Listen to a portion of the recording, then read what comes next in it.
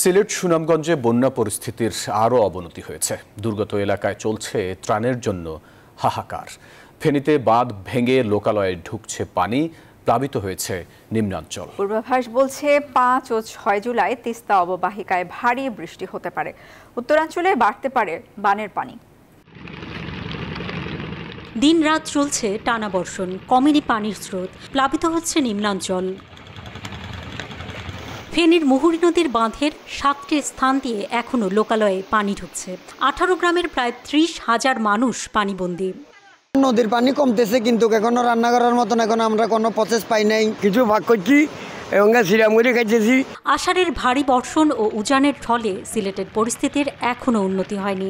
পানি উন্নয়ন বোর্ড বলছে সুরমা ও কুশিয়ারা নদীর পানি বিপদসীমার ওপর দিয়ে প্রবাহিত হচ্ছে। পানিবন্দী নিম্নাঞ্চলের বাসিন্দারা। সুনামগঞ্জে পাহাড়ি ঢল কম নামায় কমতে শুরু করেছে নদ নদীর পানি। বৃষ্টি না হলেও স্বস্তি ফেরেনি মৌলভীবাজারে। আবহাওয়ার পূর্বাভাস বলছে তিস্তা অঞ্চলে শনি ও রবিবার হতে পারে ভারী বৃষ্টি।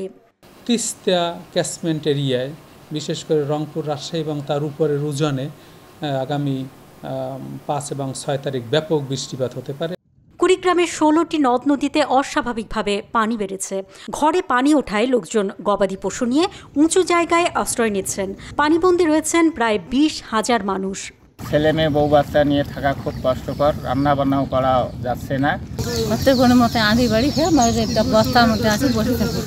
টানা বৃষ্টি ও উজানের ঢলে গাইবান্ধার ঘাঘট ও ব্রহ্মপুত্র নদীর পানিও অস্বাভাবিক হারে বৃদ্ধি পেয়েছে।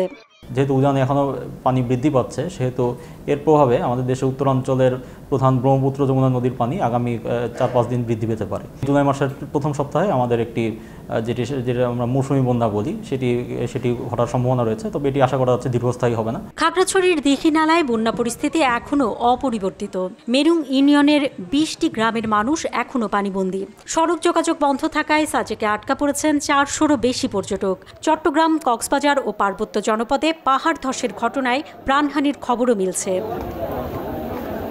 অন্তরা বিশ্বাস, নিউজ 24, ঢাকা।